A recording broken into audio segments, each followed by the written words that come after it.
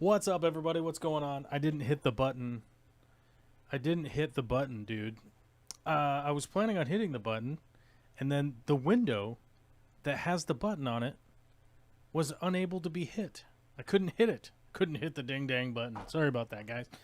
What's up, everybody? What's going on? It is September 20th, 2021, the year of our hamburger. I was going to say the year of our Lord, but hamburger feels so much more genuine. What is up? Today is Monday. It is the solo show. I'm here by myself by the grace of my lovely spouse, Vicky Toria. Shout out to Vicky in the chat. V's in the chat. Do we got to do V's in the chat? We got to do V's in the chat. V's in the chat for Vicky Toria because the lovely, this one right here, the peanut bear this morning had, what do you call it? She had some kind of redness around down here where her beard is. She has a big beard like mine now, and she had some redness down there on her chin, bottom lip situation. And the daycare was like, oh my God, she might have hoof and mouth. So, of course, we go pick her up. We take her to the doctor, get her checked out, see what's going on, what's crack-a-lacking with the baby. Does the baby have the hoof in the mouth? Who knows? We'll find out what's going on there. Turns out, no. She just has a little bit of allergies today. And then, of course, because of the pandemic, they're like, oh my God, we got to do a COVID test to find out if she has the Rona. And so because she didn't have hoof and mouth or anything, she could have gone back to daycare. But because she's gotten her COVID swab, she can't go back until that comes back negative. So welcome to the weird world of being a parent in the pandemic. Turns out she just had a little bit of allergies and didn't have hoof and mouth. And yeah, can't go back. Alyssa says, no glasses, naked face. That's right. To any of you that have taken notice, I guess here at the beginning of the show, I have a bunch of blood in my eyes, and I'm not wearing glasses today. So, if you could put two and two together to figure that out, I will give you a high five. Needless to say, I got eye surgery on Friday. And now I'm not wearing glasses. So, you could put it together and realize that my eyeballs are healing from eye surgery, and that is happening. That's what's up. Things are going pretty well with that. I can't... I guess maybe I'll give you guys a quick rundown on what it was like. All the pre-op and all that kind of stuff was totally fine. It was just like doctor's appointments, like going to the ophthalmologist. You know what I'm saying. I think they're O-M-O-D-O-D-O-M. You know what I'm talking about. Eye doctor. Basically go to the eye doctor, get checked out. Then I had to do a bunch of like dilated eye test stuff and brain scans. They scan my brain, make sure that my brain's still working good. And they verified that it's working not well, but good enough. Good enough. They're like, hey, it's fine. Anyhow, all that stuff was pretty innocuous. Nothing interesting about that. When it came to booking my surgery, it was like, hey, dude, we've got an appointment in like a few days. Do you want to do it? And I'm like, yeah, okay, let's go. So it basically gave me no time to consider like really what was going to happen or not. Obviously, I'm not supposed to touch my eye, but it feels like something went flying onto my eye. Might not be true. Could just be dry eye. But regardless, I was like, all right, let's do it. We've already, Vicky and I, we saved money every year for 5.5 years or something like that. Every year we put money into a savings account that can be used for healthcare procedures. Previously, we got foot surgery for Vicky, so we decided to start putting money into that. And then this year, some of it would have expired. We would have lost a bunch of it. Just the way things work. I'm not an expert in that. Vicky is, so I defer to her expertise. And so it was like, what are we going to do? We didn't need anything else done. We wanted to get the eye surgery a long, long time ago because it's so much easier for me to work with goggles on, a face mask for breathing protection and stuff like that without glasses on. And I am not somebody that can wear contacts. I can't do it. I hate contacts. I hate putting things in my eye. I don't like it. So for the better part of 20 years, I've been wearing glasses, and I was like, we want to get rid of that before I get too old, you know? And I can still jump off of buildings and stuff, you know? So it was the time.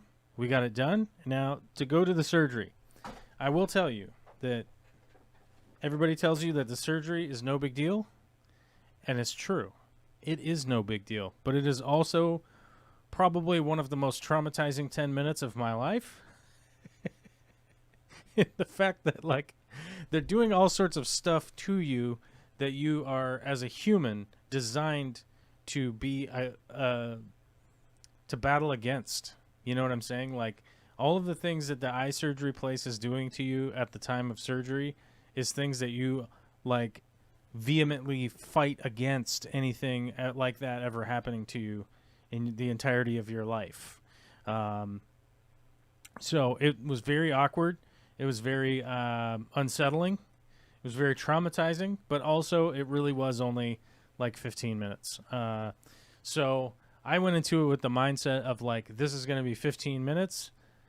I could probably put up with just about anything for 15 minutes and be relatively okay. Needless to say, my heart rate was really high. I was in a very sort of like, oh my God kind of state getting out of there, but do some deep breathing for a little bit, chill out. The worst thing about it, honestly, was the after surgery. So like the 8 hours after surgery, your eyes are completely the most uncomfortable my eyes have ever been. And, you know, when I was in the doctor's office, they were literally like, it's like you're cutting onions. And I was like, oh, I was a chef for the better part of 2 decades. I've cut lots of onions. That's no big deal. I can deal with that. No, it's not. No, it's not. It is like it. Do you know what it feels like when you have one eyelash in your eye? Like when it gets into your eye and then like wiggles down behind your eyelid and you're like, oh my God, your eye's watering and you're freaking out and stuff. Okay, it's like 100 of that for the whole time. I took a bunch of Tylenol. Well, no, I took a regular dose of Tylenol and a regular dose of, what do you call that stuff? Ibuprofen.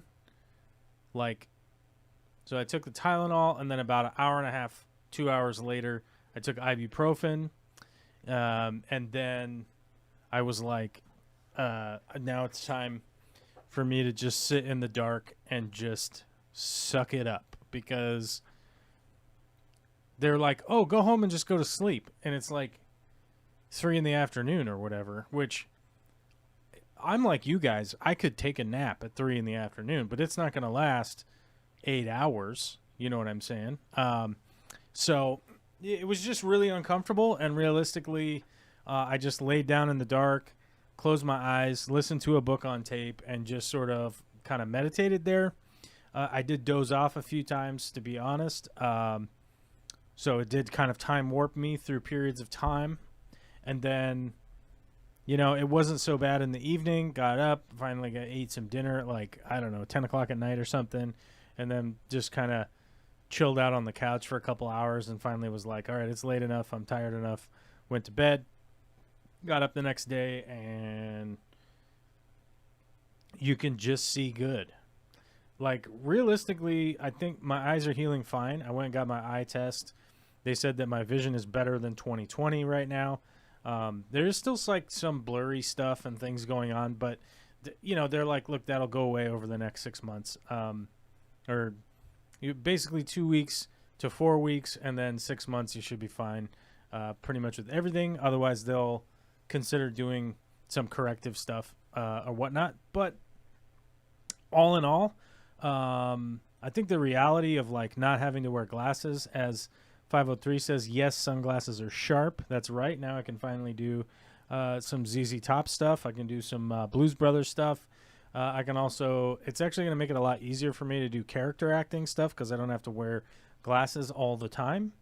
And or I could wear other glasses and still see my marks and things without trying to do contacts. Like I said, I'm not a contact guy. I can't wear contacts. It's not something that is like a real possible for me.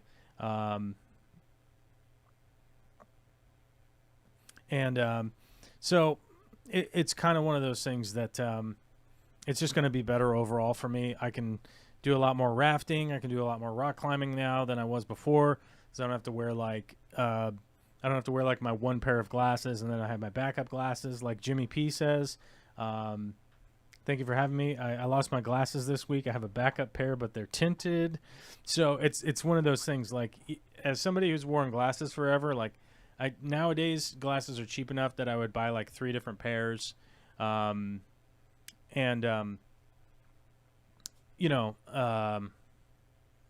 would have like the spare pair and then a backup pair.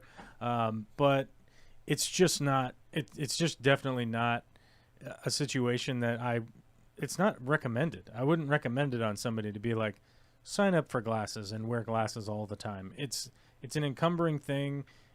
It's an encumbrance that I was used to all the time, but it's not something that I'm looking forward to some of the projects that I have coming down the line for the future here, that it would be helpful. So it was like, might as well get it done and see what's up.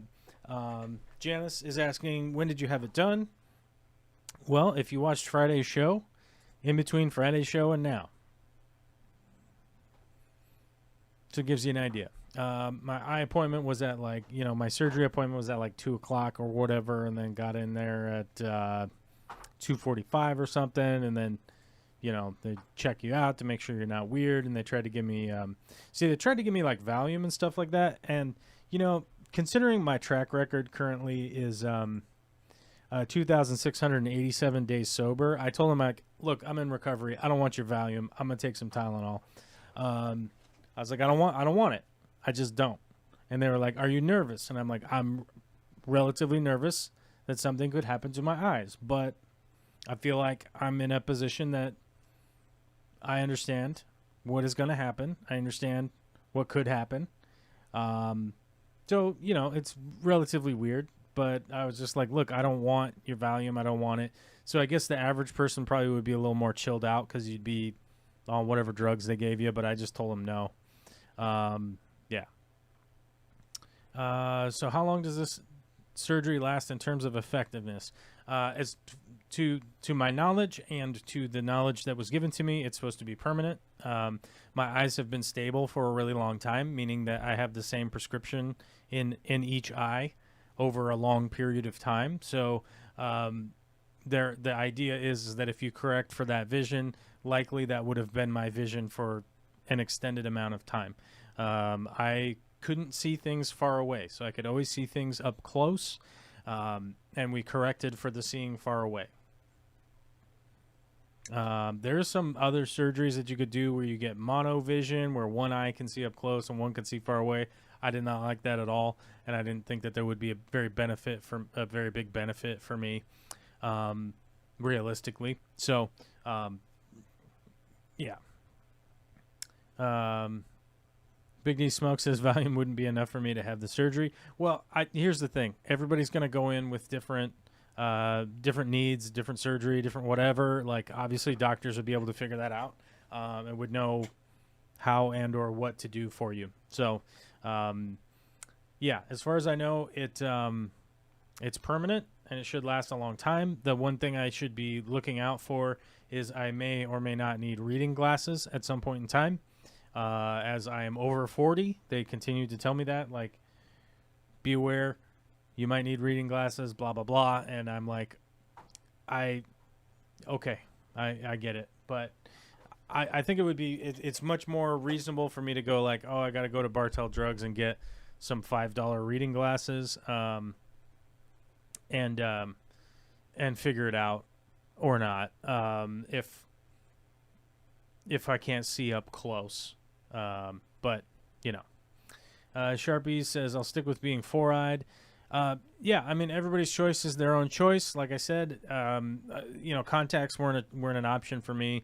And Vicky and I were saving money for this for a long time, and it was just like, you know what, now we could do it. And if not, then I guess I could have waited or something.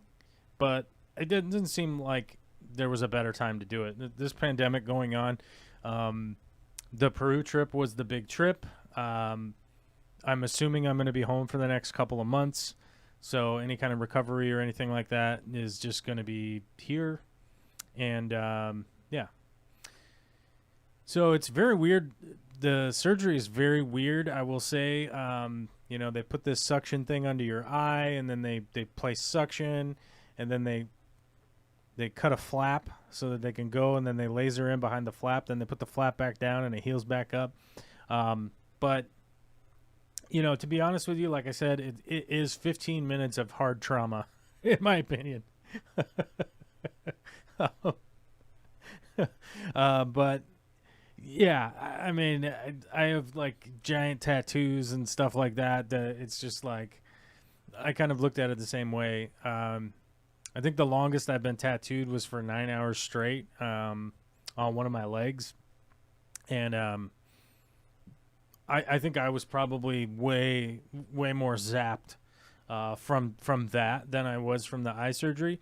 But although at the same time, like losing your, you know, potentially damaging your eyes somehow is a little more traumatizing in that fact that, like, you know, I could get a peg leg if I needed one, but I don't know if they even have the technology to get new eyes.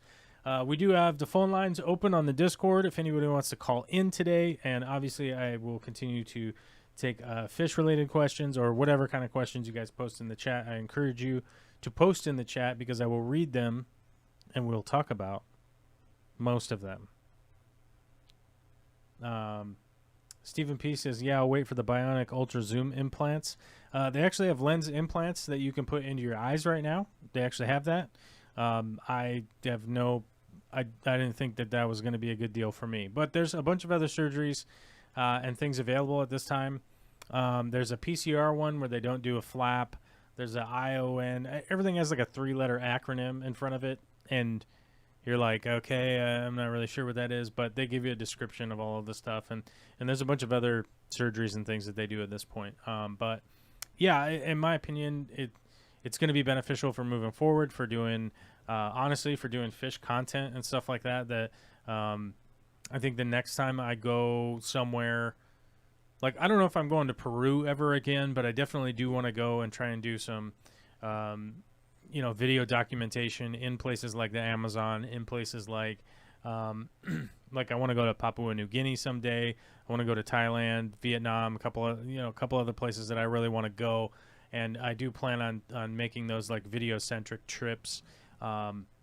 So there's a lot of stuff like that I want to do in the future. And it's very difficult to plan sort of that like outlandish adventure stuff and going like, right, I've got a pair of glasses with me. I've got a spare pair of glasses with me. But if something happens to both of those, I'm going to be really, I'm going to be really in a real big problem. And, it's one of those things like there's optometrists on the other side of the planet for sure, but it's not like they have same day turnaround glasses or something like that. Like it might take a month for them to get glasses to you or something. I don't know how long it would take, but I've never asked. Maybe I should ask, and then I would know. But, yeah. 503 says everything is easier without glasses except seeing if you need them. Oh. Jimmy can't sit still for more than 5 minutes. I guess tats are out. Yeah, tattoos take a long time, so yeah.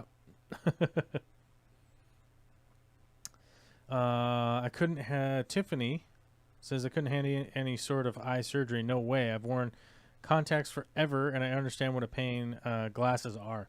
Yeah, I mean, I guess overall the thing is that, like, I guess for people that could wear contacts, it's probably not that big of a deal. But I also definitely don't want to be in the position of like buying contacts and contact stuff and dealing with eye issues from contacts and all that. Like I just want to go get my eyes checked up, see what's going on, and then be done with it.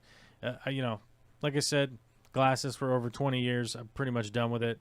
And now I hopefully should be done with it for a long period of time. So is it good? Is it bad? It's not for everybody, but we did it. It happened. It's too late now. You can't go back. You can't go back. Speaking of not being able to go back, we have got to check in on our membership here. Our memberships have dropped. Our memberships have dropped from 84 to 83, then down to 82. I think probably some people's credit cards are having issues, would be my guess. They probably updated into a whole new credit card, would be my guess.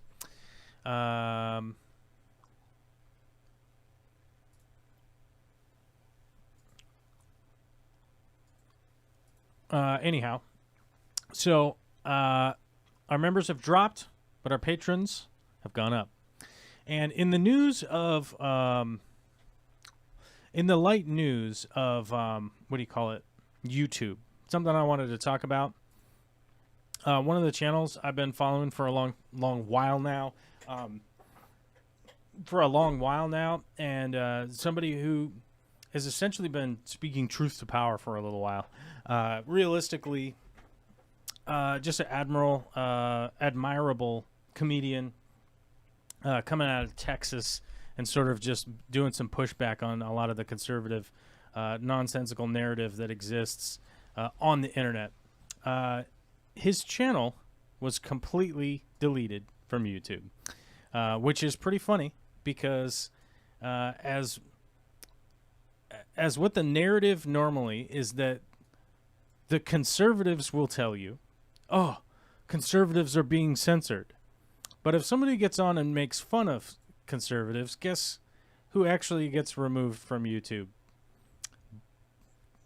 By those large platform conservatives that step in and file complaints against a channel. That channel gets removed. And I'm not going to name specific names, and I'm not going to name specific actors, but you can probably think about a few of who they are. But it's really sad to see that. But I do want to remind you guys and everybody out there that if you are somebody like a member, somebody like a patron, and you have access to a YouTube channel in that way, we managed to be able to keep that channel alive, even though the YouTube channel has been completely deleted, blown away, all that stuff. The community still exists. The community still exists from that channel via Discord and other apps and whatnot. He's able to continue moving forward and going like, look, the channel got deleted. This happened. It's a very traumatic event and it sucks. But you're a member of the community and you get to continue to be a member of the community.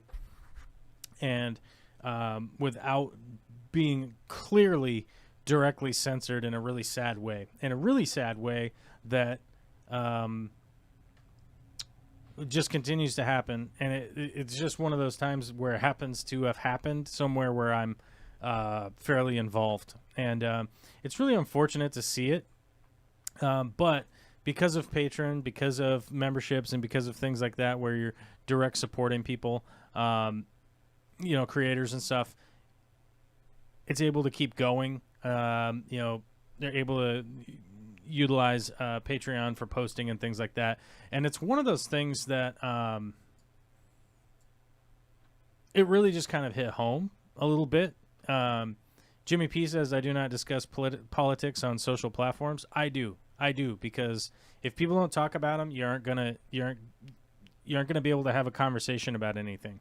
And if there are a lot of people, which there are a lot of people in the United States, for instance, I don't know about other countries. I'm sure it probably rings true in other countries, but I'll say this. The United States has spent the last 50 years teaching all of the children that you don't talk about politics. You don't talk about your income. You don't talk about, what is it? What are the things you're not supposed to talk about at a bar? Religion, politics, income. What else? What else aren't you supposed to talk to about a bar? Or at a bar? I'm sure you guys will have some other examples for me.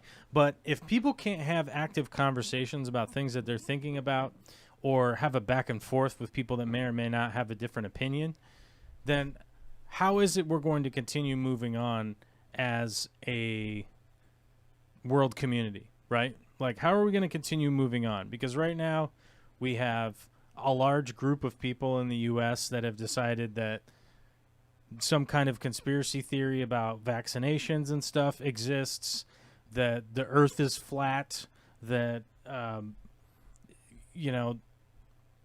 like Trump is the savior of the universe, like all this weird nonsense that is ongoing. And that to me is a gigantic problem.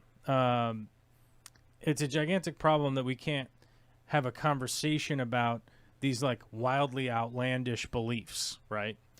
It's one thing to say, oh, hey, I don't think marijuana should be legal, right? You're like, okay, well, why not?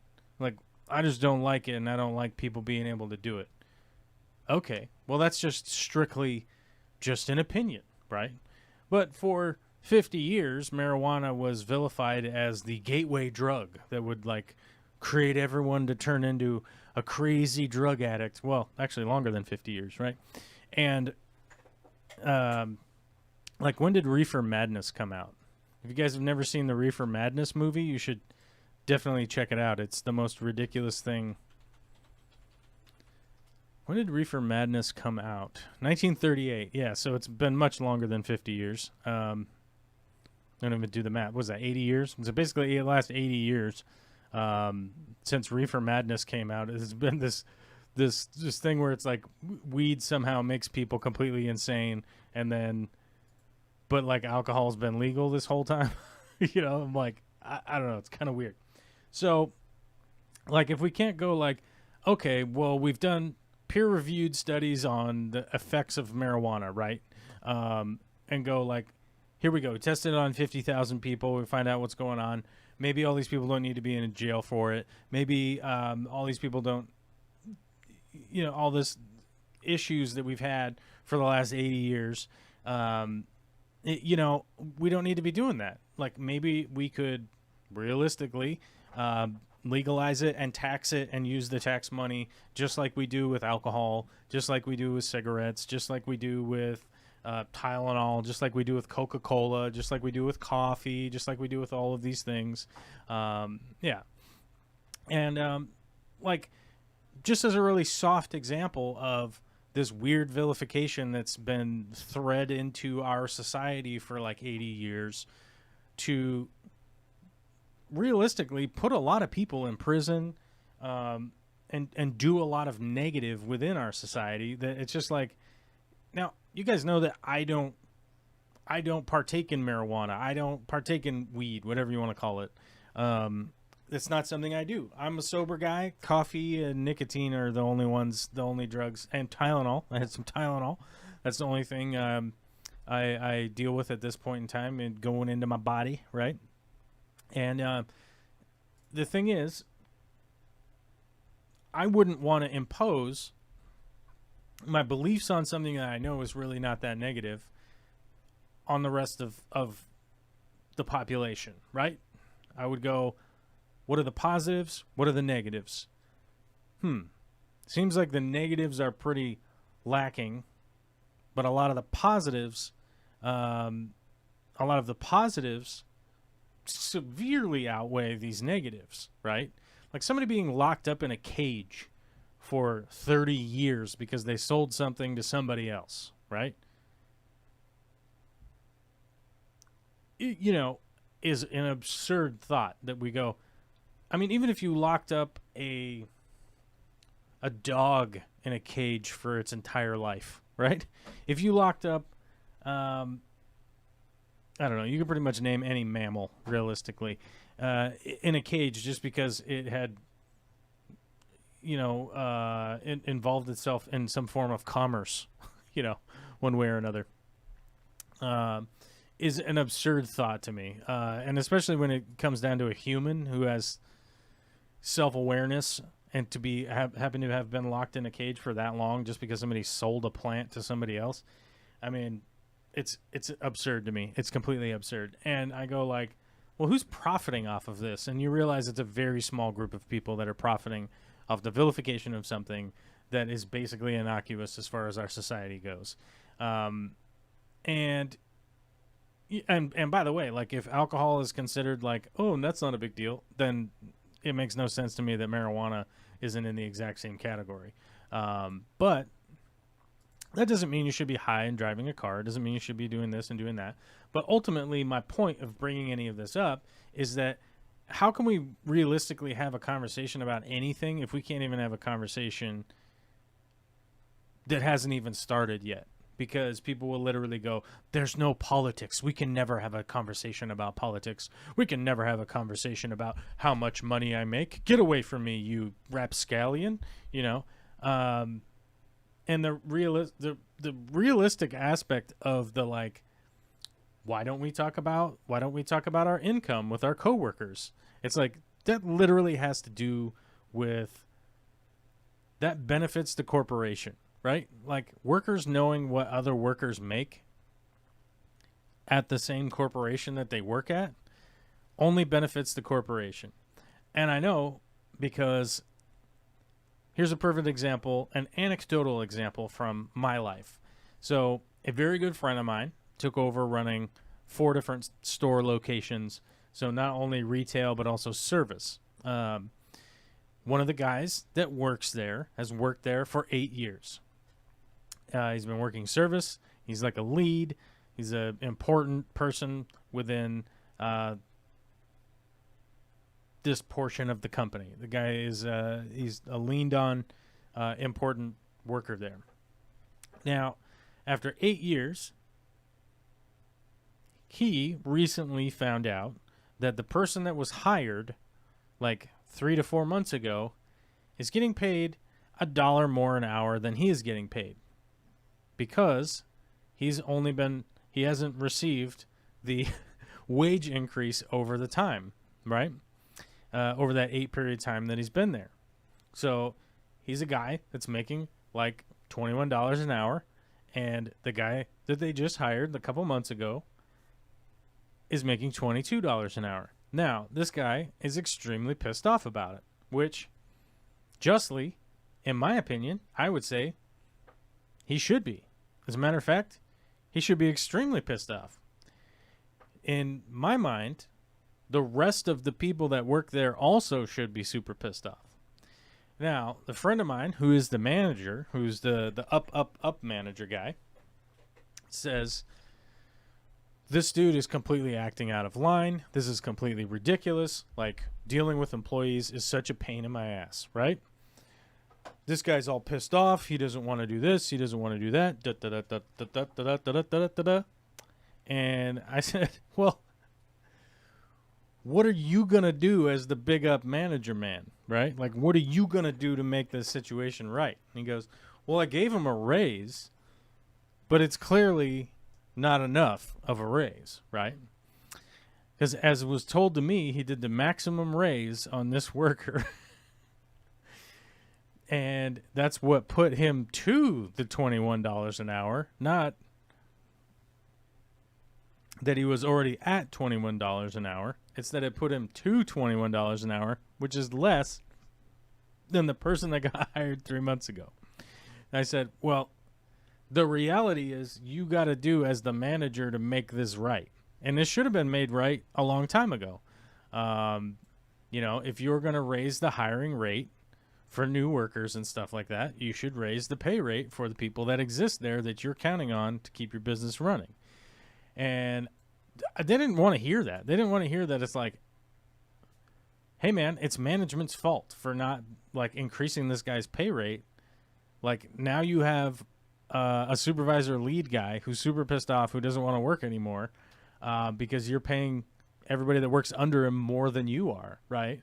Like, that's a failing of management. um, to not know what it is that you're doing ahead of time. And it's like, what's explained to me, they weren't the manager at that time. And so Jamie says, what was a union agreement in place at the time? I think it's only 9% of the United States. What percent of U.S. worker is union? I think it's 9%. Nope, 10.3% of the United States workers are in a union. And most of those are federal and state jobs. So you're talking about school teachers and stuff like that.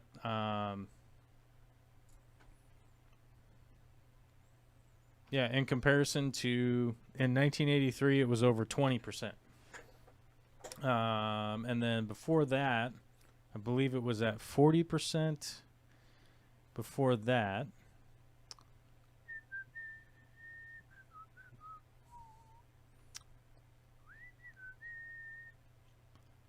yep. I'd have to go look this up.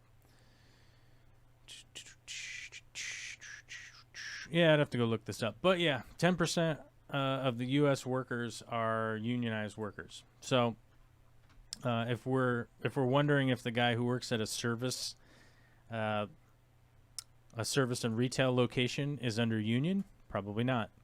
But yeah, if that's the question, is there a union agreement? Most people don't work under any kind of union agreement in the United States. And by the way, 90% of people in the United States don't have a union agreement they're working under.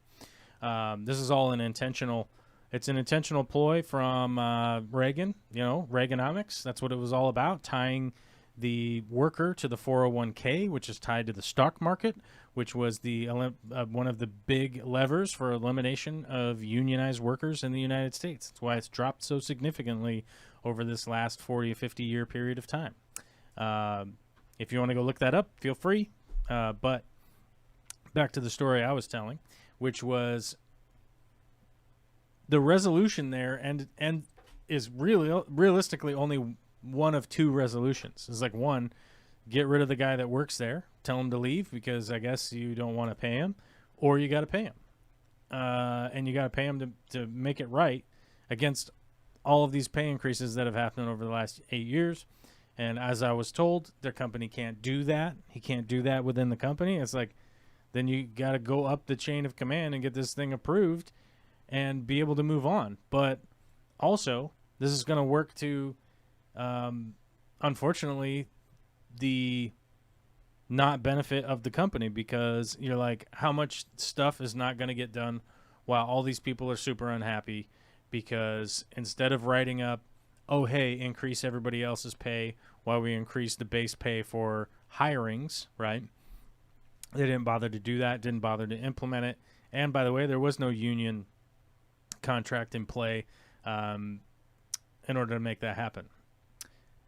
So one of the reasons why a lot of this stuff doesn't get talked about is because of what I just highlighted on. This stuff doesn't get talked about. You don't talk about religion because you can't. It all just is faith-based, right? So you can't just argue with somebody who always has the Joker's wild card of, well, I have faith that it's accurate. Okay, well, all right. What's all this contradictory stuff that you got going on here? Oh, don't worry about it. It's faith. Okay. You can't talk about your work, your pay, that kind of stuff. Of course, you can bitch about your boss. You can bitch about your coworkers, sure. But you can never really talk about your compensation, especially with other workers at your work. You're realistically not supposed to have any conversations with anybody that you work with because you're a robot and you just need to do robot stuff, which I'm just kidding, but you know what I mean. So it's just one of those weird things that I regularly push back on the original statement, which was, I don't talk politics on social platforms, which I do because of these reasons. These reasons of being able to have a conversation about stuff that's going on is very important. And it's unfortunate, like, where we're at right now, but people keep going like, what's the solution with with what's going on in the United States. And it's like, the solution is the adults learning how to become adult and have conversations about things. You know, a good example would be the new abortion law in Texas, whereas we're told time and time and time and time and time and time and time over and over and over again, Republicans want small government.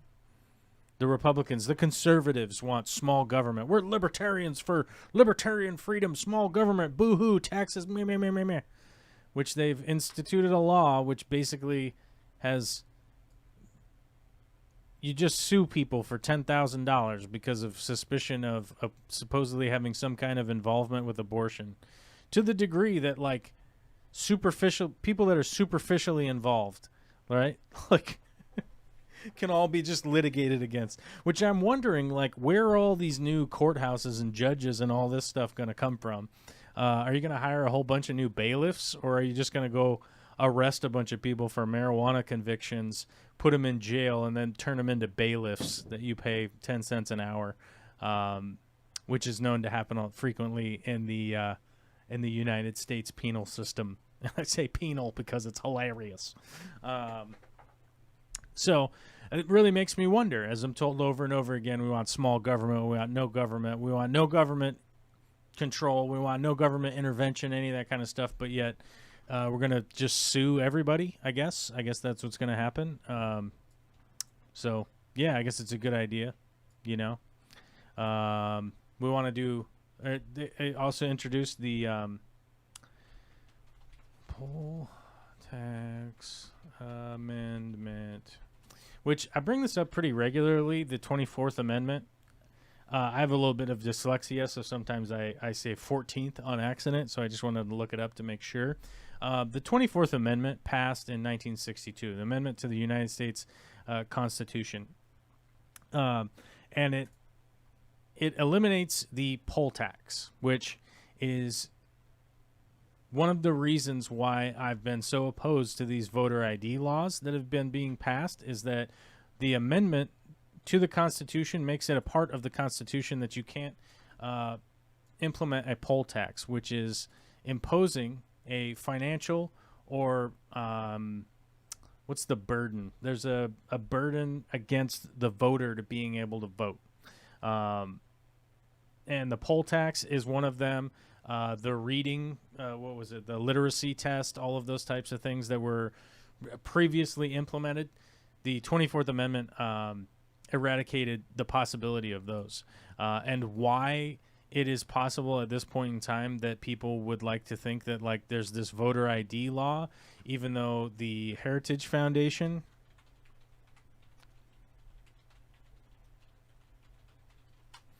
has been a hugely, it's 100% backed by wild conservatives. The Heritage Foundation has found basically no voting impropriety, right? Where is it here? Let's explore issues. Voting. Where is it? Oh, yeah, of course, their top issue right now is critical race theory, which is hilarious. Voting.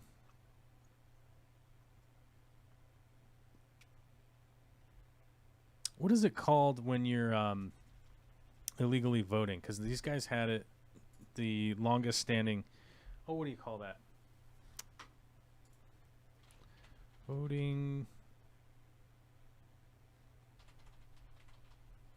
illegally. Voter fraud. That's what it is. That's what we're looking for. Voter fraud.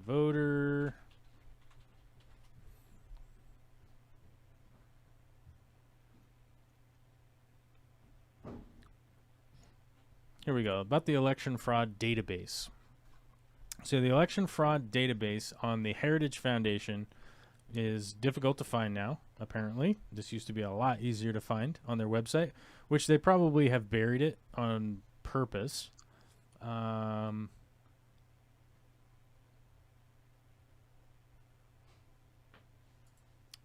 Which is probably the reason that they buried it. Election fraud database. Here we go. I think over the last 40 years. Oh, here we go. Here it is right here. In case anybody is wondering, let's copy this. I'm going to post it up in the chat. Here's the link to the legit page that I'm looking at right now. Sampling of recent election fraud cases from across the United States. So here's what's interesting. So proven instances of voter fraud, 1,333. And this is over a 40-year period?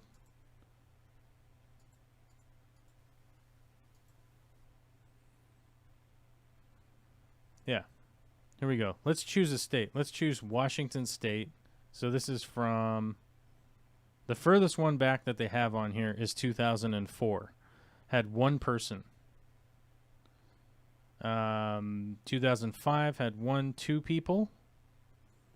2006 had one person. 2007 had a record-breaking 4 cases of voter fraud.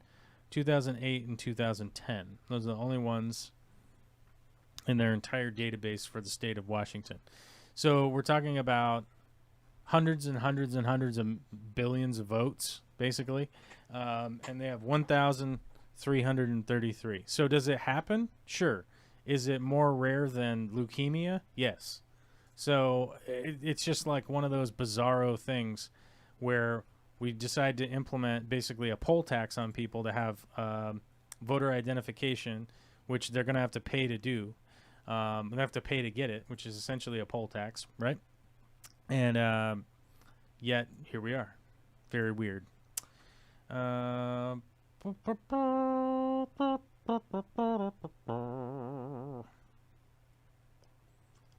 Hire civilian Murphys as a judge. That's great. Steve Bearteach with a $5 super chat says, "Hey Joel, have you ever made a greenhouse frame from a chain link fence type pipe? Would you get a kit or build from scratch?" Yes, actually I have. I've built a greenhouse from chain link fence type stuff. The 2 issues that you're going to have to worry about is finding the connectors.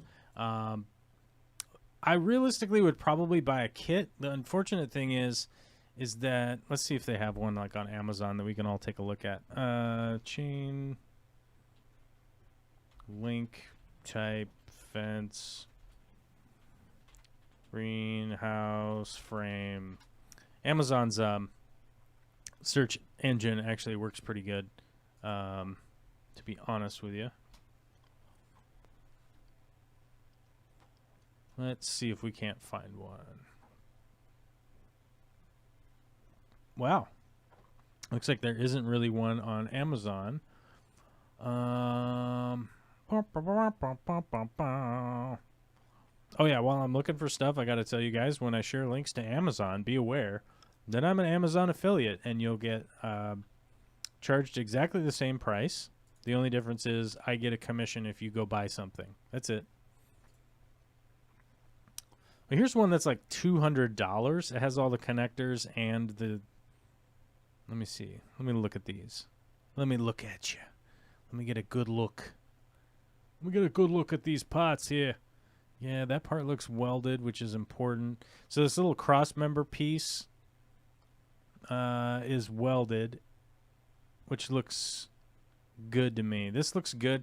This kit's like $200 for a 20 by 10, which is a pretty good deal. Let's be honest. That is pretty cheap. So the one downside to these types of greenhouses is that they're not necessarily going to be the most durable thing over a long period of time. If you want to make the most durable greenhouse out there, the actual kit that you want looks... Where did it go? I had scrolled past it.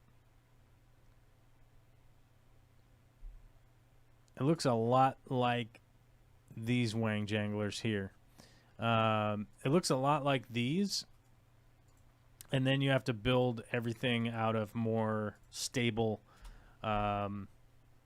sides and roofing and all that kind of stuff. But you basically want to build a 2x4 building and then turn that into a greenhouse and seal everything internally. Like, that seems to last way longer than the pole type buildings. But the pole type buildings are generally going to last like 4 to 5 seasons, especially in my area here in the Pacific Northwest, as long as you're out of the wind. The wind is going to be the issue around here.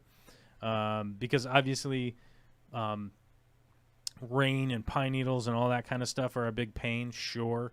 But the wind is normally what busts things loose here, and then all the other stuff gets an issue, right? Brian Suits has said his mother applied for a mail-in ballot in Washington, and Washington sent someone to her home to interview to make sure she couldn't go in person. That sounds like completely inaccurate information, because Washington State has been vote by mail for 12 years now, 13 years, something like that. So you don't need to verify. You just apply and you will vote by mail here.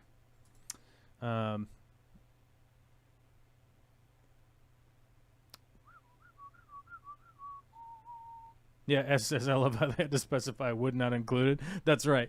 Just so you guys know, wood is not included. By the way, here's the one product I was meaning to talk about today after having tested this since, let me check my date here, May 11th. So I've been utilizing this pump for about 3-4 months now. I don't think I installed it right away.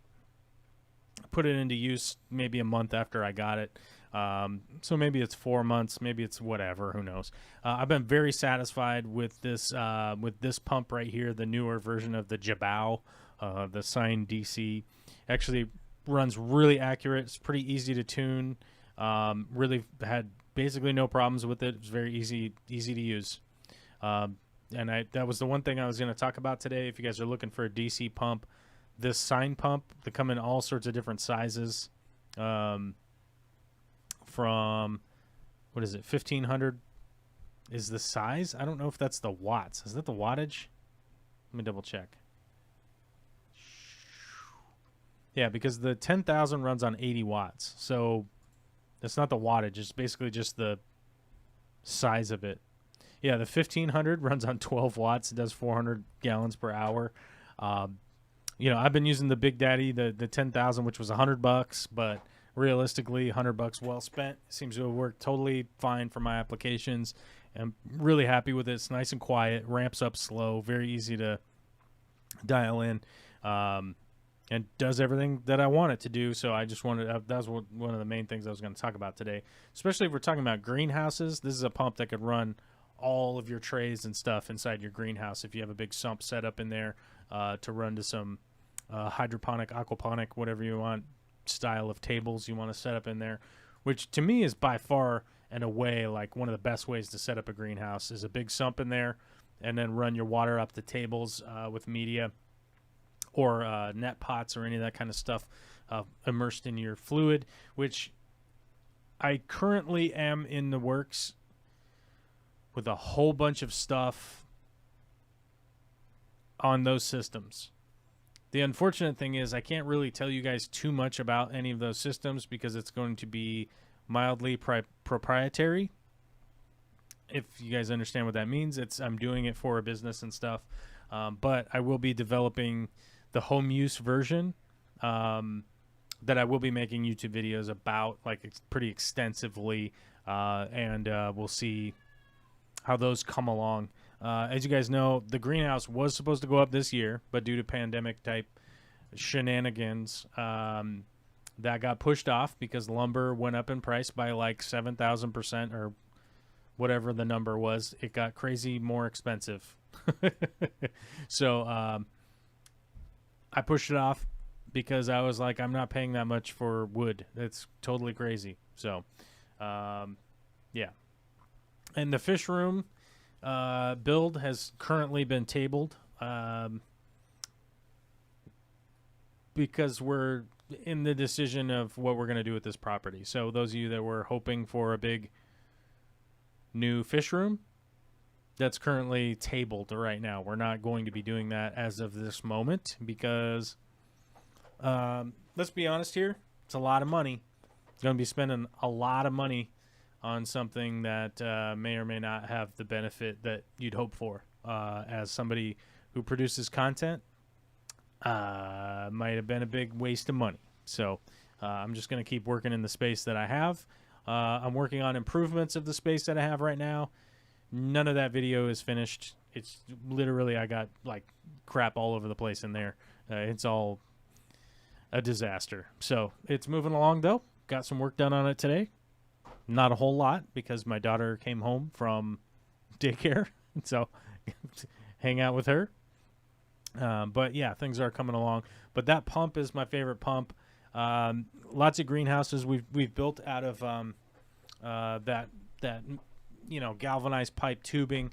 We've done that quite a few times. We've done it all the way up in Alaska, and they hold up a pretty good amount of time for the amount of money that you spend on them. Like I said, that one that's 20 feet by 10 feet, it's like $200. So you're really looking at get it in, get it going. You're not spending a ton of money. Yeah. S says, what do you usually grow in the garden? Our freezer is full, just like yours. We have 2 freezers, by the way. With the kitchen remodel that I did this year, we have a giant freezer on our fridge that's a bottom, like, open it up. And then we have a whole entire matching vertical freezer in our kitchen now. That's full. And we grow all sorts of things in our garden, and I think we might do a end-of-year garden video.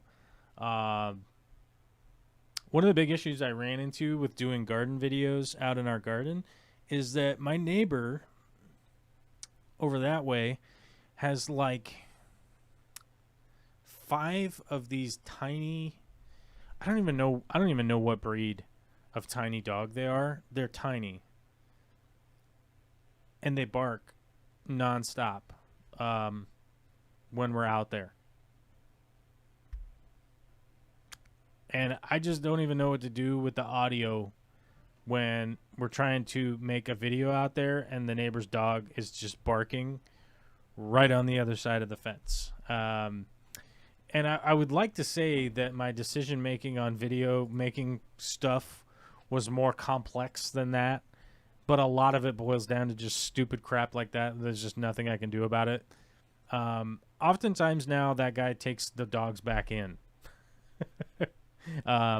So hopefully we're going to be able to do what we're doing to break down our garden this year. And then I'm going to be digging up a bunch and changing out our irrigation system. So I've shot like half of the video for that. And then the other half will be me building the box and wiring in the automatic watering and all that stuff. So hopefully you guys can look forward to that. It's all pretty basic stuff that you would do if you know how to do your sprinkler system. That's something that is pretty accessible to most people. And you'd be like, dude, I know how to do that. I know what's up. Oh man, I'm gonna do that for my garden. You'd be like, of course you did. Yeah. We got a $3.99 super chat from the Fish Tank Barn here, guys. And if you guys are looking for fish content, the Fish Tank Barn would be a great spot to stop in. He's always doing update videos on stuff worthwhile to check out. I was really hoping to make it to the East Coast, to like Michigan or Minnesota or something like that this year, and I don't think that's going to happen. I don't think so. Not with the pandemic stuff, but that just means we're waiting for next year. Should just get us more excited, I guess, for next year.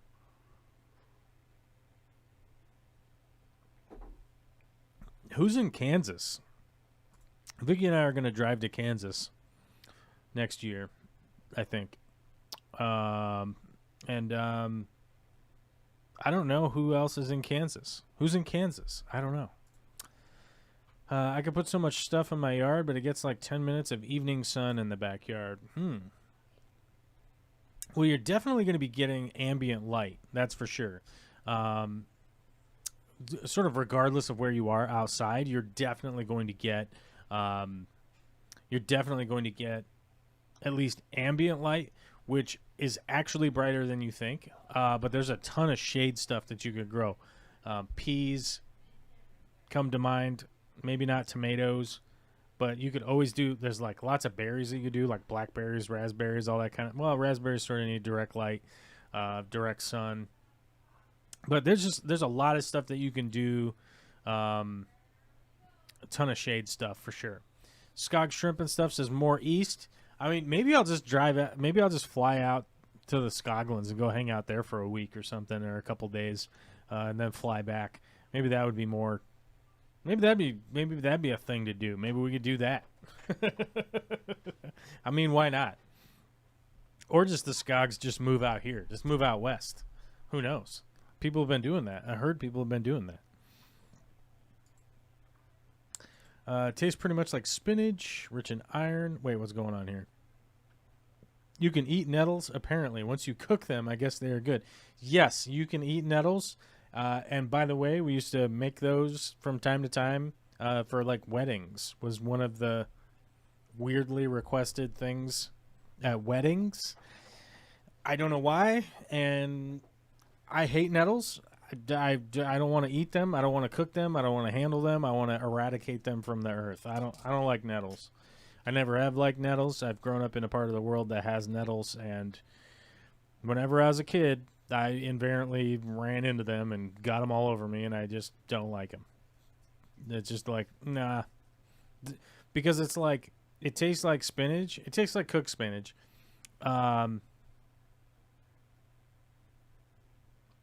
It tastes like cooked spinach when it's cooked. But to me, I'm like, I could just eat spinach. Yeah. We did cantaloupes this year. We did watermelons. We did strawberries. We did raspberries. We did peas. We did snow peas. We did carrots. We did potatoes. We did red potatoes and Yukon Golds, I think. We did tomatoes. We did patty pan squash. We did some other squash. We did zucchini. It's wild out there. It's jungle out there, you guys. I'm telling you, it's pretty wild. And I just heard Olivia get in trouble. I don't know what she did, but I heard the countdown upstairs, dude.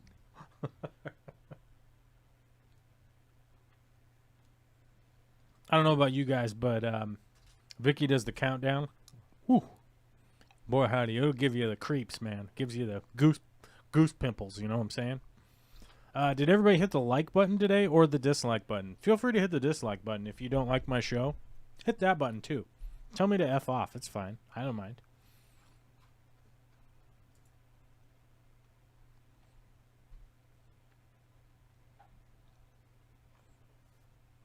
Peas, blackberries, good to know. Yeah, there's a bunch of stuff you can do in the shade, and just the ambient light stuff, especially. But it just kind of depends on what what is that thing where it's like the zones? So global food zones chart. So you want to figure out where you are in the globe. Zones. Okay, here we go. Where is that zone chart thing? Anyhow, I can't find it right now. It would take me a minute to search this out. Oh, here it is. Here's the one in the United States. So there's one in the United States that shows you each zone. It goes from zone 10, 9, 8, 7, 6, 5, 4, 3, 2, 1. You get it. Sorry, it only goes to 3. 3 is the coldest zone we have. Anyhow, it gives you a full layout. Let me add source, screen capture, smart selection. Here we go, folks. Here's how the zones have changed. Here's how the zones have changed from 81 to 2010, and then to 2011 to 2040 projected or whatever, right? So most country has a comprehensive map like this that will show you the zonage. You know what I'm saying? Once you have your zone area, then what you would do is search for your zone, shade crop, or full sun. And you get a comprehensive list of things that grow great in your area, generally speaking. It might take you a couple minutes to Google around, look around, figure out what zone you're in. I think I'm in zone 7, I think. I don't know. I'd have to go look it up to remember. But we have a big, giant list. Vicky has it. She prints it out. She even has like a printed copy of stuff that we could grow. And then like one side is shade and one side is full sun, because we have shaded areas and we have non-shaded areas, and we just kind of go through that, and then we mark out what our crop rotation is. So where something is planted the year before, you want to follow it up with something opposite. So like something that's gonna what is it? It's gonna add nitrogen to the soil. I forget the nitrogen process or what that's called. The crop rotation. Oh my God, here comes Vicky. She might be able to answer our question what it's called.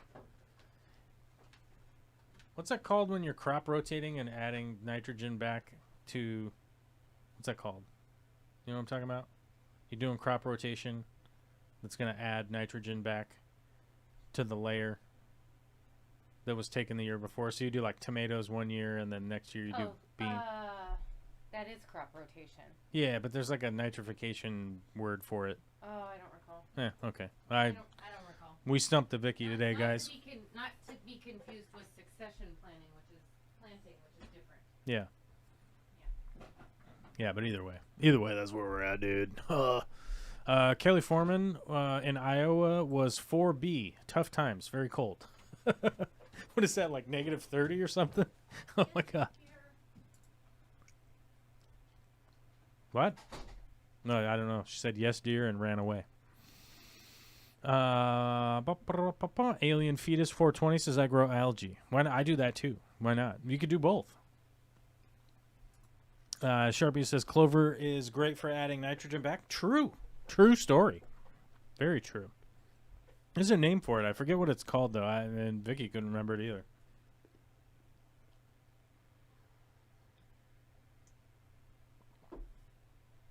They roll a cheese wheel down a steep hill, then people chase it and break bones tumbling after it. What is that? Cheese rolling. That does not sound like a great idea. That does not sound great. Zone 9 can be a little tough on the hotter end of tolerance of delicious crops. True. But you don't have to worry about freezing, though, either. I think Zone 9 you can get away with all year round. I am 6A in Michigan. Yeah, I think it's a little colder. I think like I said, I think I'm Zone 7 or Zone 8 or something like that. Yeah, so it's not too bad here. 2 years ago, my parents hit -50. Oh my God, that's too cold. That's too cold. That's too cold. That freezes salmon. Nitrogen fixing. John Barnes. Big John Barnes coming through in a clinch. Nitrogen fixing. That's what it is. Yep. True. 2 thumbs up for John Barnes today. I'm in 8B in zone in Louisiana. There you go. You can grow frost flowers. Ooh, frost flowers. It's a good point. Minnesota and Michigan be calling East Coast. So, Alyssa, Minnesota and Michigan are over 1,000 miles away in the easterly direction. 1,500 miles away. I think Chicago's 2,800 miles away. 2,800 miles away in the easterly direction. Yes, it's the Midwest. Whatever. It's not the East Coast. Just saying, going back out east, I guess. Maybe I just not say coast anymore. I'll just say I'm going out east to the United Kingdom. Just going out east to the UK. I'm going out there, out east. I'll just say east from now on. What I really want to do is figure out a decent year-round tubbing project for Zone 9, like maybe guppies in a shaded area with a heater in the winter. I mean, if you're in Florida, Louisiana, Georgia, those kinds of areas, like, I mean, I guess I would get a heater for the winter or something like that, but generally, like, most of the tubs and everything like that, and when I say tubs, I mean the industrial grade ones, so like the fish farms and stuff like that, they're just concrete shells in the ground, and I forget what size they normally are. I think they're like 40 feet by 20 feet, typically, and then they're like 3 or 4 feet, maybe not even 4 feet deep, but I know they're not completely full. And they just put a cover over them. They put a greenhouse cover over them, but they're pretty janky covers, and those are pretty good for all year round, especially like in Florida and stuff. That's why so many fish nurseries and all that stuff are down there, because it's pretty warm most of the year, and you don't really have to do too much to keep the fish warm. It's actually pretty basic, and you don't have to really put any energy or money into doing it. Once you have those set up, you're pretty much good to go. Sharpies recently acquired a Fluval 107 canister and want to make the intake fry safe. Sponge or stainless steel mesh cagey thing the better option. Personally, I find that really wide sponge, which there's a name for it, like that the bubbles are really big. It's normally a PPI, so it's like how many bubbles per inch or whatever. So it's generally the low number, and you just cut those and make them into a little intake cover, and that's generally the best way to go because it's super cheap. You can just make a bunch of them out of it. Let me see if there's any around. I know that Aquarium Co-op, where I do work for, they have them, but I don't know if they're in stock or anything like that, so I'm just going to look up on Amazon. Low PPI. Oh, what do you call that? I'm just having a brain fart over here. Sponge. I don't know. There's like a name for it. Coarse Foam. They're calling it Coarse Foam. Yeah, so like here's a good example of it right here. It's a very coarse foam is what they want to call it on Amazon, I guess. For $8, you could make a whole bunch of them. And obviously, so these ones are 35 PPI. I'm sure there's some that go even lower than that. What is this? Kimuwingu? I don't know. I don't even know who makes this. Kinminzu. I don't know how to say this word. And then, of course, here are some that are shaped into round tubes that basically cost $8. I don't know, for a bunch of them. There seems to be a million different companies on here. I don't like the stainless steel ones because they get clogged up super easy and they are like a pain to clean. It doesn't seem like they would be a pain to clean, but once you do it a bunch of times, once you take the thing off of there, you're trying to get all the stuff out with a toothbrush, you're spraying it with the spray, the stuff, it's just a big pain to clean the stainless ones, and I don't think that they necessarily like work better, but in my experience, they clog faster. So not only does it take longer to clean them, but they clog up with stuff a lot faster. And that's a big time pain, especially when you have a canister filter that's sitting there grinding against itself, trying to suck water in, and you burn out the motor or you cause damage to the motor, and it's a specific motor to the canister filter. You can't like necessarily get replacement parts for it or a replacement motor. And you end up having to buy a whole new one. A big pain. That's why in the past I switched over to the Rena canister filters. Like, I don't even know if they make these things anymore. Let me see if Amazon actually has them. Rena canister filter. Yeah, I don't even think they make them anymore. Nope. I don't think they make them anymore. I mean, it's something that would have popped up soon because I'm getting like sun filters and all sorts of crazy stuff. But regardless of them being available or not, that's one of the reasons I switched to them a long time ago, is that I was doing a lot of shrimp tanks that I would just put canister filters on them because plumbing in a sump, building a sump, doing all that stuff was pretty foreign to me 15 years ago. And one of the great things about the Rena canister filters is that all of the sponges and everything were, so it would draw the water down and then back up from the bottom and then send it back up. And the reason that was helpful is that my shrimp tanks, you just end up with like 300 or 400 shrimp trapped down in the canister filter, and there was almost always enough food for them down there that they were all doing fine, and they were all just living down there. and just hanging out, being all up in their they're trapped in the dark, basically. But enough food was getting sucked down in there and everything like that that they would just survive and do fine. And those were all the victims that would go and get sold to the store. So when it came time to do the canister filter cleaning, I would take all the parts out. That everything that was in the bottom of there would go into a bag and get sold to the store. Because I knew I already had hundreds and hundreds of shrimps up in the tank. I didn't need to put more up there. I knew everybody was breeding up there. Everything was going fine. I would maintain that colony, and everybody that got trapped in the canister filter is what went to the store. You know, so however many shrimp I had that was in there, it was normally a couple hundred cherry shrimp or something like that. Those are all the ones that I would take to the store. And then when I upgraded to crystal shrimp, I just had like a ton of crystal shrimp I was taking to the store. So, and then every once in a while I would actually pick out of those ones if something had a very specific pattern that I wanted to keep out of the crystal shrimp, you know? So it was beneficial for me. Whether or not that would be beneficial for you, I don't know. But I think I would just go with the that coarse foam, you know? What is it, 35 PPI? What is it, 20 PPI? Who knows? There's probably some weird measurement in the sponge filter people that are just they're coming up with a number and they're just calling it that. Yeah, but there's just a ton of coarse foams on here. There's a million different like pre-filter foams now for sale. I didn't know that this was the case these days.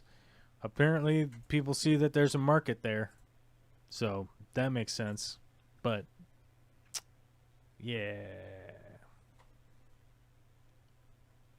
Anyhow, all right. What are we talking about? It's the FX6. I friggin' hate cleaning. I don't mind cleaning the 307. Yeah, any of the FX pumps, canisters, I never really enjoyed cleaning those, to be honest with you. Not a huge fan, but they were like one of the coolest filters for the longest time. So I get why people still use them, mainly because if you spent $500 on a filter, I think you'd probably try to use it until it exploded. Kelly says, I'm getting a sump for my next tank. I really struggle cleaning heavy canister filters by myself. I can see that. Especially when they're like under a stand. You know, you're trying to get down there. Yeah. I hate getting under the stand. It's one of the great things about having a sump. I don't need to like get under the stand because can go right into the sump. I can mess around with all the stuff that's right there. Yes, I still have to crouch down. It's not too bad. I have a seat that I sit on so I don't like blow out my knee or something while I'm crawling around down there. I spend a lot of time crawling around while I'm working. I don't want to blow out my knee working on my fish tanks and stuff. So it definitely is pretty helpful for me to get a lot of work done on my systems by having a sump. Alien Fetus only use coarse foam for mechanical.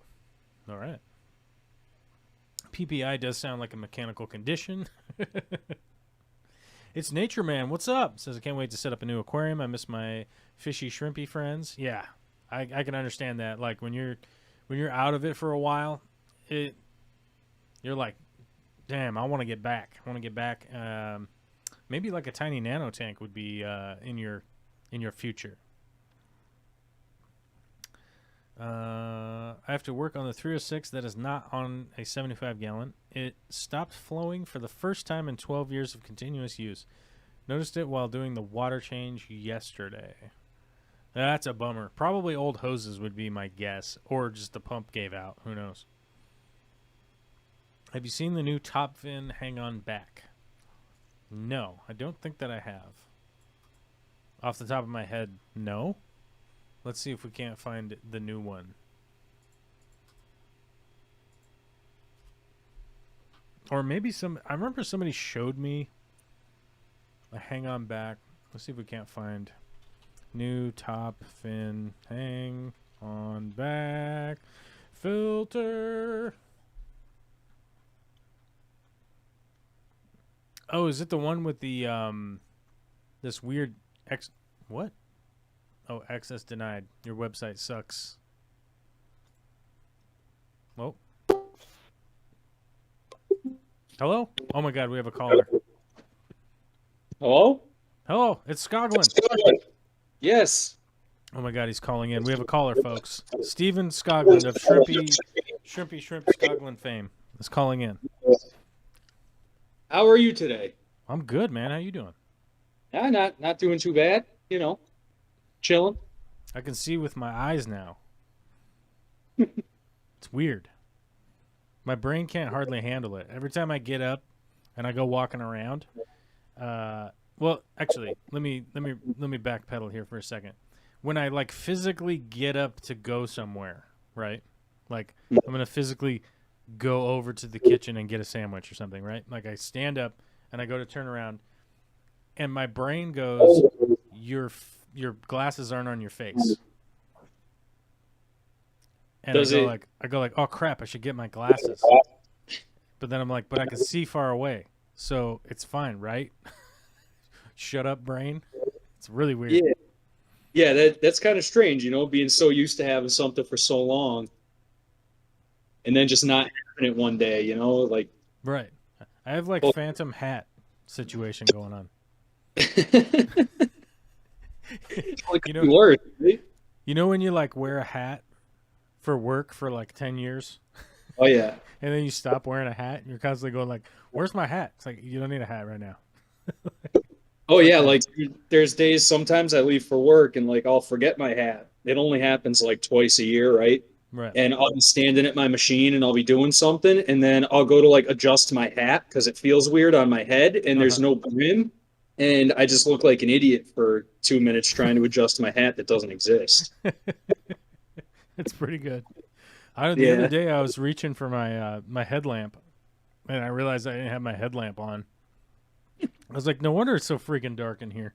Like apparently I've been crawling around in the rafters with no headlamp on, wondering why it was dark. That's a Yep. special kind of dumb, I'm telling you. Well, I was using the flashlight on my phone to look for my phone at work the other day. That was fun. That's hilarious. Hold on, I gotta Uh, find my phone. Can anybody find my phone so I can find my phone with my phone? yeah, the old guy that I was working with, he's like, "Man, your generation's kind of dumb, huh?" And I didn't realize like what he was talking about at first, and then I realized my phone was in my hand, Oh and my god. I didn't really say much for the rest of the day. Yeah, I was like, "Hey, yeah, I guess now I just gotta be quiet for a little bit." That's great. So what's happening? What's new? Um, well, not too much really. I'm gonna be slimming down the number of tanks I got though. Oh yeah. Yeah, just kind of got some stuff going on. Work is getting busy. Got to finish getting my truck back together. Hmm. Other things happening. So it's just the natural cycle of tanks. You have a lot someday, and then someday you only got a couple, and then the next day you got them all back. That's true. It's the weird thing with fish tanks is like, "Oh, I'm gonna break it down to two. I'm just gonna have two for a while, and then, you know, Yep. 6 months goes by and it's like you have nine again." I'm like, well, I don't really know what happened. I just I got nine now again. I don't know what's going on. Yeah, I think when I start to like collect more tanks in the future again, Hmm. uh, it's gonna be mostly like big tanks. Instead of having 40, 20 gallons, I'll probably just keep it to like 10 120s or 125s or something. Yeah, yeah. I have to admit that was a big change for me to like go like, all right, screw it. I'm not doing all these tiny tanks because it's too much to maintain, man. Because like, especially the way that I run tanks, it's like I'm gonna end up doing extensive maintenance on 40 different tanks, and I'm not gonna get anything else done this week. You know. Right. Yeah, and that was kind of a big part of it for me was, at first I didn't have like anything else to do, so I had all the time in the world. Hmm. Well, 60 tanks, that was fine. And then I started slowly getting more and more things to do and the numbers started falling off a little bit. Right. Well, I think for most people that like get way deep in the hobby, they initially go like, "Oh man, maybe this could be my career," and then it's like, you start getting that collectoritis, and then you got like this much and that much, and then you're like shipping some stuff off to people, and this and that and the other thing, and then I think the real, I think the real big thing for me is everybody tells me that I should like turn it into a business, and I'm like, yeah, but you guys don't know what the business is like, man. You don't really want to make $22 a day, Right. forever. It's like it's not really like a good way to go about, uh, Right. Yeah. buying baby I food. kind of had that thought. My local store was getting rid of a bunch of tanks when they were kind of redoing stuff, and that's how I ended up with them all. Hmm. And I was like, oh crap. Well, he was making out pretty good with these. Maybe I could do something just online because he wasn't doing anything online at the time. Right. And I would have had to quit my job in order to do that, to make that, $20 a day. And there's too much other competition out there in any serious manner, I feel, to do it. Right. Well, it was like I actually had an opportunity, like probably I don't know. I don't know if I want to say how long ago it was, but it was a significantly long amount of time ago. Um, to actually go and like look at the books from like a really successful local store that had been around for like 40 years. Um, and just look at like what the income looks like, what the revenue stream looks like how much money's going out, all that kind of stuff. From a place that like every time you went in there, there was probably 6 to 10 customers in there. The place was pretty busy, right? Yeah. And just realize like the breakdown of the guy worked all month, like all month, no days off, always there, always in the back, always running to the airport or running to the this or the that or whatever. And the guy was making like $2,200 a month, and Yeah. it's just like, yeah, I mean, I understand the love and the passion of like wanting to do that and whatnot, but there is a point where you go like, dude, I'm 41 years old, man. I can't make 22,000 a year, or whatever the number is. It's like I can't make $26,000 a year forever. I have a kid, I might have another kid. Who knows, like, Right. Right. and Yeah. I kind of understand that. yeah. When you start to do the math on that, and you realize that it's just really not that much money, it's some guys making like $10 an hour basically. Yeah, the guy that owns my local store, I think he's 33 or something like that. Mm-hmm. But there was a guy that he worked for a long time. The store's been open for like what is it, 2021? So probably like 25 years or so, Right. 25 years. Um, and he bought it off of him. Like he started working for the old guy and bought it off of him. Mm-hmm. But the old guy was just kind of doing it for fun. He's actually got to do it to make a living, Right. and he does really good at it. And I will say, working down there for him, it's probably been one of the best experiences of my life. Right. It taught me so many different skills, and helped me make so many different connections. I definitely suggest anybody that could get the opportunity to do it, to do it. Yeah, and I mean that's the thing. Like I worked at some lesser than stores, just helping people, kind of thing, and it's kind of an interesting. It's definitely an interesting vibe with the difference between the old timer guys that sort of just owned the store because, like they opened it up 40 years ago, and it was like not that much money to open up stuff back then, kind of thing.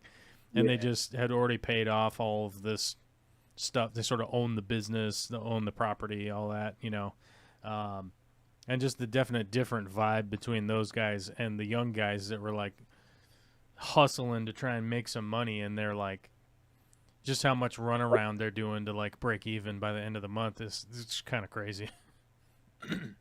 Yeah. So, But as he, like a perfect example would be my explanation to people is like if you want to start an aquarium business, start a maintenance business. Um, like what? Who's that kid up in Canada? Flynn. yeah. Yeah, that's like a perfect example of a young guy who's like got a lot of gusto. He's got a lot of moxie. He's good. He's good with the people, that kind of stuff. And he started his little maintenance business there, and it's growing every year. He's doing really well. Um, Yeah. It's been really cool to follow him. and that's like a great way to go about like getting into the business if that's what people want to do. Yeah. And that's what Don does at the store, like his main moneymaker is the service, and he's got the store just so that he could like have products readily available, to Right. go to these services. And if you got to store the product, you might as well sell them out of the store too. Mm-hmm. So it, I don't know. He's a smart guy. He's got it all figured out, to a degree. We've had conversations before. There's an okay amount of money that comes in, and there's a lot of money that goes out. Yeah, But I guess it's kind of any business, really. it's true. I mean every business has your your outflow and your input, but yeah, it's a really weird thing. Like I don't think I would ever like really kind of try to jump into retail or anything like that. It's just pretty nonsense as far as I'm concerned. Oh yeah, yeah. I don't really have the heart for retail like that. Like I'm going to do it every now and then, a couple days a week. Right. But I Well, it's can't like do it every day. It's not for me. it's like uh hold on, I forget who called in a couple weeks ago, but she was talking about how like she was at like PetSmart or something like that, and they wouldn't sell her some fish, um, because they were like, "What kind of tank you have?" This and that and the other thing, and it was just like, "What are you doing?" And I used to work with a guy who would do that to customers, and it was like, just get ready to never see those people ever again, because you're trying to do like the positive husbandry side of stuff to not sell something that's just going to go home and die, right? Um, but then on top of it, you're trying to sell stuff because you want to make money to stay open. It's like it's this weird conundrum that I can't wrap my mind around because I'm like, I should do the thing where I'm asking them what kind of tank they have for this, but do I really wanna? Because you want to make the money, right? So it's just very weird. It's one of the reasons I don't sell plants to people because like I'll sell plants to people or something, ship them across the country, then they get them, then they put them in their tank and they die, and it's my fault. Like it's Nature Man says, their online plant sales are tough. One person said I've bought better plants, or I've brought better plants home on the bottom of my shoe, and they didn't even buy anything from them. It's like, you know, it just stuff like that. You got to deal with that crap all the time. It's just nonsense. Oh yeah, yeah. No, I've definitely had mixed feedback asking people that question. What kind of tank do you have to put this in? Some people more than happy to have the conversation with you, and other people get so offended. Oh, Right. it's unbelievable. I had a guy get mad at me and storm out because I wouldn't sell him some mushroom corals and some hammers to put in with his beta fish. Yeah, that was a good one. Oh, nice. Very nice. Yep. Yeah. And well, that's the thing is that like you're clearly in the right, but now this dude's super pissed, and you're just like, I don't know what to do right now. Okay, that Well, happened. he was debating between three $5 betas, going, "Holy crap, these are expensive." Didn't have anything to put them in either, so Right. it was just bad all around. Right. Yeah, Kelly has a good point. Uh, Kelly only gives away plants. That way, you can give zero customer service. That's an easy way to do it. I never thought of that. That's a zero customer service move right there. Hey, you Yeah. figure it out. It was free. Get out of here. there were a few people I did just give some plants away to, but they were already coming into the store anyway, and I was already helping them out. So, Uh-huh. Well, yeah. Well, all right. I'm running up on my get out of here time. yeah. But it's super good to hear from you, buddy. You have to call me some other time. All right. Yeah, not a problem. Yeah. We'll get on them ring-a-ling things. There's a fly down here, so there's a little fruit fly got down here somehow. Every once in a while, I see it flying by, and it makes it look like I have a brain problem. All right. You stay safe out there now. All right. I will. All right, Steve. Have a See good- ya. Yep. Bye. That was Steveland Skoglund, longtime supporter. I was gonna say longtime first time, but I think he's called in before, so I don't know. That's it for our phone portion of the day. I'm closing out of that. That's our phone portion of the day. What did we talk about today? A whole bunch of stuff. I don't know. We talked about a whole bunch of stuff, but my alarms are starting to go off. It's starting to be the end of the show. What was our super chats today? We had one from Steve asking about the greenhouse. I think we answered that, kinda. I think we did okay. Answering that. We had one from the fish tank barn. Thank you very much, fish tank barn. And everybody else, Lady Guinevere had the story. There we go. Zelfernide, Lady Guinevere. That is correct. I couldn't remember her handle, her online name. So, yeah, Lady Guinevere. That's right. And It's Nature Man said, have a good day later. Okay, well, have a good day. I will do my best. Yeah. Am I caught up on the chat? I think.